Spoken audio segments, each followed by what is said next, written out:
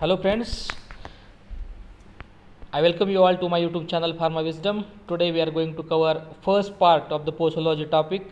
So before starting the actual presentation, as usual I would like to tell you that if you have still not subscribed to our channel, subscribe to our channel. Posology part 1. This presentation is useful for both diploma in pharmacy and bachelor of pharmacy students. Here are the contents of the topic. Initially we are going to see definition of posology. Then second point is factor affecting dose, how the factors will affect dose we are going to see. And number 3, dose calculation methods. So these are the three contents of this posology topic. Posology topic चे 3 content आहे. पहिला आहे definition, त्यानंतर factor affecting dose आणि third आहे dose calculation methods. तर so in this presentation we are going to see definition of posology and how factor affecting dose. There are 16 factors which affect dose. Out of these we are going to see only 8 factors in this presentation. So first of all, definition. Posology is a branch of medical science which deals with dose or quantity of drugs which can be administered to a patient to get the desired pharmacological action. Posology ही medical सायन्सची branch आहे जी एखाद्या पेशंटला डोसची किती quantity लागते, एखाद्या ड्रग्सची किंवा मेडिसिनची किती क्वांटिटी लागते जेणेकरून त्या पेशंटमध्ये फार्मॅकोलॉजिकल ॲक्शन प्रोड्यूस होईल, त्या ब्रांचला आपण म्हणतो posology. Posology derived from the Greek words posos how much and logos means science. Posology हा ग्रीक वर्डपासून डिराइव्ह केलेला आहे. पोसोजचा अर्थ होतो हाऊ मच म्हणजे किती, अँड लोगोज मीन्स सायन्स म्हणजेच काय की एखाद्या पेशंटला फार्मॅकोलॉजिकल ॲक्शन प्रोड्यूस होण्यासाठी एखाद्या ड्रगची किती क्वांटिटी लागते त्याचा अभ्यास जी ब्रांच करते त्याला आपण पोसोलॉजी म्हणतो. Factors affecting dose. So here are the 16 factors which are affecting the dose. Number 1 age, number 2 sex, number 3 body weight, number 4 route of administration, number 5 time of administration, number 6 environmental factor, number 7 emotional factor, number 8 presence of disease, number 9 accumulation, number 10 additive effect, number 11 synergism, number 12 antagonism, number 13 idiosyncrasy, number 14 tolerance, number 5 tachyphylaxis, and number 16 metabolic disturbances. Let's see one by one. First is age. Now we will see how age will affect the dose. एजचा आणि डोसचं काय relation आहे ते आपण आता बघूया. Different age group requires different dose. Children and old patient require less quantity dose as compare to adults because they show less rate of excretion. म्हणजे प्रत्येक एज ग्रुपला लागणारा डोस हा वेगळा असतो. लहान मुलांना आणि ओल्ड पेशंट जे वृद्ध लोक असतात त्यांना डोसची क्वांटिटी अडल्ट लोकांपेक्षा कमी लागते कारण त्यांच्यामध्ये रेट ऑफ एक्सक्रिशन जो असतो तो कमी असतो. एक एक्झाम्पल दिलेला आहे. Children can tolerate large dose of digitalis belladonna and old patients are sensitive to hypnotics which create confusion in them. Children digitalis किंवा बेलाडोनाचा डोस जर लार्ज क्वांटिटीमध्ये असेल तर तो टॉलरेट करू शकतात. आणि ओल्ड पेशंटच्या बाबतीत एक एक्झाम्पल दिलं आहे की हिप्नॉटिक्स ड्रग्ज जे आहेत ते ओल्ड पेशंटमध्ये कन्फ्युजन क्रिएट करू शकतात. त्यामुळं एज ग्रुप बघून आपण डोस दिला पाहिजे. Second, sex.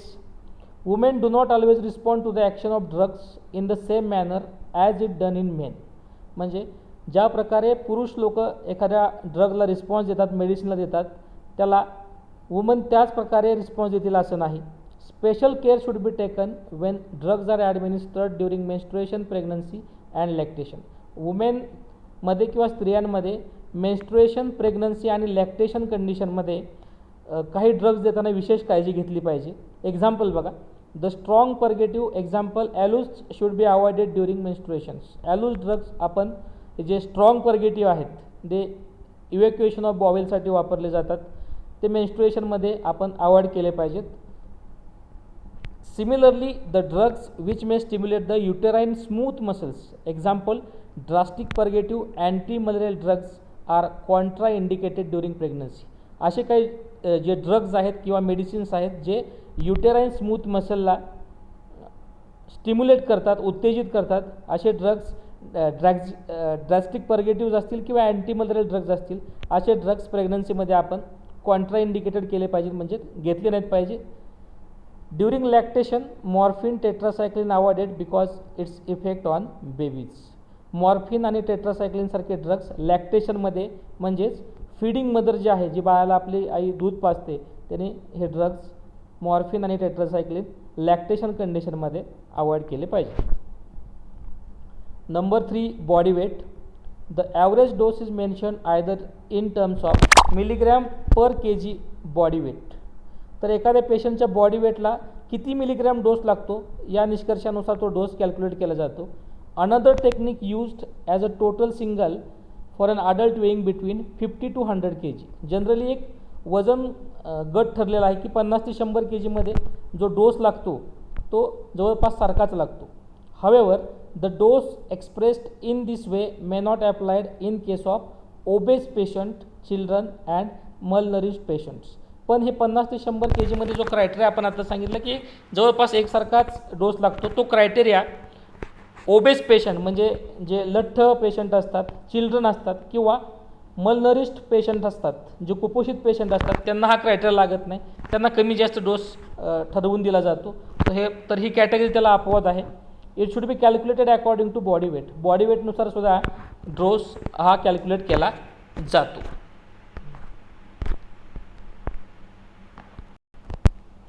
Next number 4 route of administration. Intravenous route is considered as fastest route of administration among all dosage forms because drug administered by this route directly reaches to systemic circulation.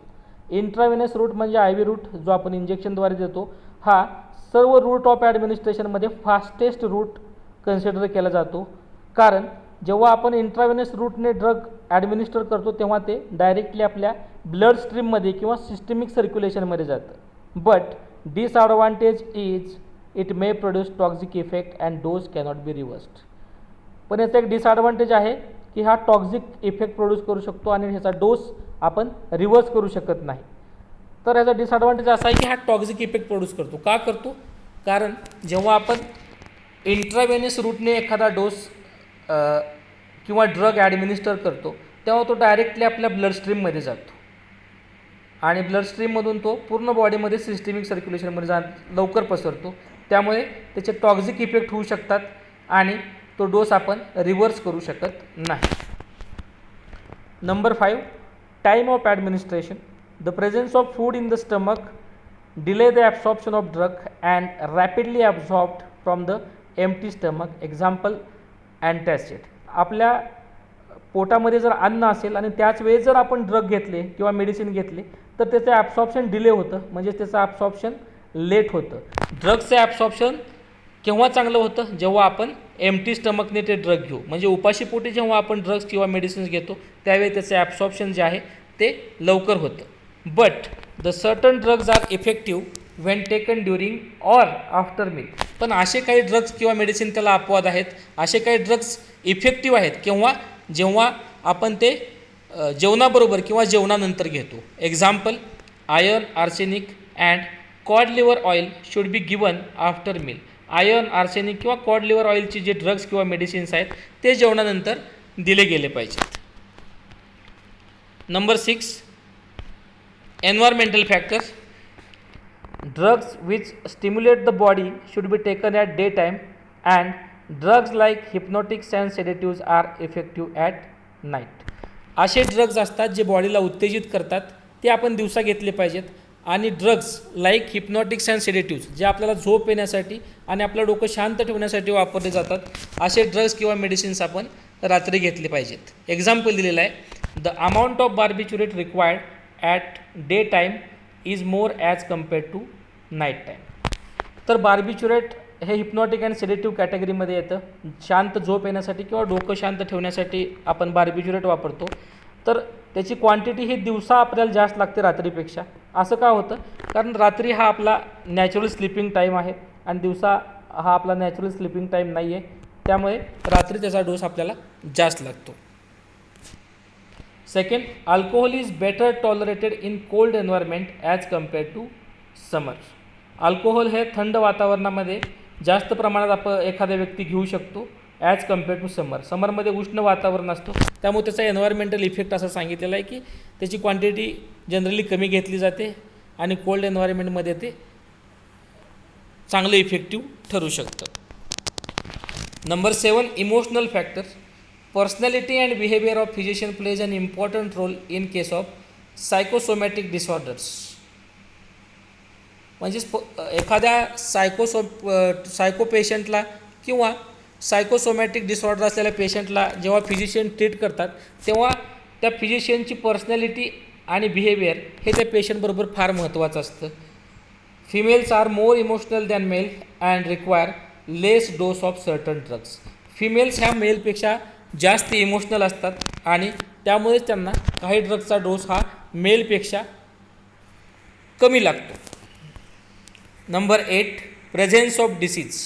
If patient is suffering from kidney disorder, then excretion of drugs like streptomycin becomes difficult and it may prove toxic. जर एखादा patient हा किडनीच्या डिसऑर्डरमधून सफर करत असेल, म्हणजे त्याला जर किडनीचा काही त्रास किंवा आजार असेल आणि त्यामुळे काय होतं, जर त्या पेशंटने स्ट्रेप्टोमायसिनसारखे ड्रग्ज घेतले जे युरिनरी सिस्टीममधून त्याचं एक्सक्रिशन जे होतं ते एक्सक्रिशन होत नाही, ते बॉडीमध्ये तसंच साठून राहण्याची शक्यता असते आणि ते बॉडीमध्ये साठून राहिल्यामुळे आणि एक्सक्रिशन न झाल्यामुळे ते टॉक्झिक ठरू शकतं.